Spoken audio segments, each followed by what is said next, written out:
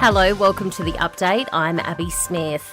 The Matildas are through to the World Cup quarter-finals. Sam Kerr made her first appearance of the tournament as the Aussies beat Denmark 2-0. And these fans think the Tillies can go all the way. Really good. They're going to win every game. I think the girls will be confident and we're confident in them. I think that we've got a pretty good chance of winning, and I think that everybody that's going to be there is going to cheer them on to victory. I'll have more in sport. Queensland Police have set up a task force to determine the cause of a fatal house fire which left a father and his 5 children dead. Officers have spoken with the 2 survivors, the 28-year-old mother and her 21-year-old sister. No charges have been laid. The communications watchdog says service providers have blocked more than 1 billion scam calls in the past year. 265 million scam calls have been repelled in the 3 months to July.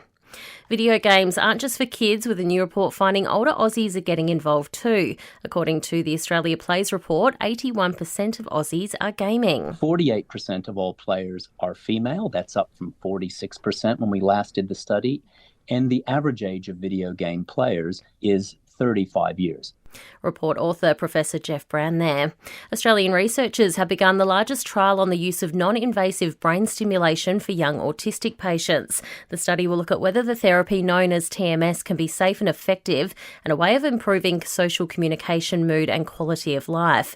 Deakin Uni is currently recruiting people with autism from mainland capital cities to be involved. Overseas, more than 80 million people along the US coast are under a storm warning. A dangerous storm system is expected to spawn tornadoes and torrential rain in some areas. Victoria Police are still trying to determine if the deaths of 3 people after eating toxic mushrooms was a deliberate poisoning. Inspector Dean Thomas from the Homicide Squad says they have questioned and released the person who actually cooked the meal. We're trying to understand who ate what, whether that person that did not become ill did or did not eat the mushrooms. And of course, we're trying to ascertain what it is that has actually caused the poisoning.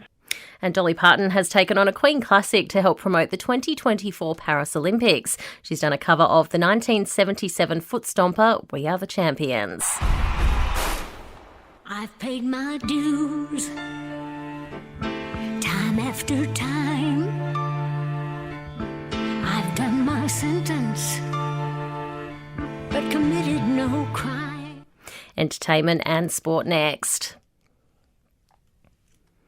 The Matildas will play either France or Morocco in the World Cup quarter-finals. They reached the final 8 with a 2-0 win over Denmark. Those goals from Caitlin Ford and Hayley Rasso. Coach Tony Gustafsson says he's impressed with the team's efforts. Right in that moment, the composure, we were under a lot of pressure that first half. They came out with a new shape, 4-4-2, pressed us high, got dispossessed a couple of times, but we didn't get rattled. Audio thanks to Optus Sport. England also through to the quarterfinals, beating Nigeria on penalties 4-2. In cricket, Steve Smith will open the batting for Australia on the upcoming T20 tour of South Africa. All-rounder Mitchell Marsh has been appointed as the new captain of the T20 side. Game 1 is played at the end of the month. To the NRL, head of football Graham Annesley is calling on players to lower their target zones in tackles. He says they'll risk more sin bins and send-offs in the lead up to the finals if they don't. And in AFL, Collingwood's Nick Dacos is optimistic about playing again this season. It's despite fracturing his knee in the weekend loss to the Hawks.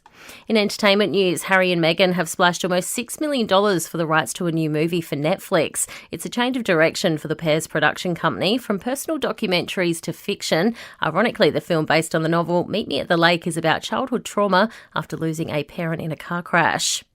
Elon Musk says the cage fight between him and Meta chief executive Mark Zuckerberg will be live streamed on his social media platform X. The fight will raise money for veterans, with the two to go head-to-head on a date not set yet. And the director of The Exorcist has died at the age of 87. William Friedkin also helmed the 1971 The French Connection, which won 5 Academy Awards, including Best Director. And that's the latest from the Nova podcast team. We'll see you this afternoon for another episode of The Update.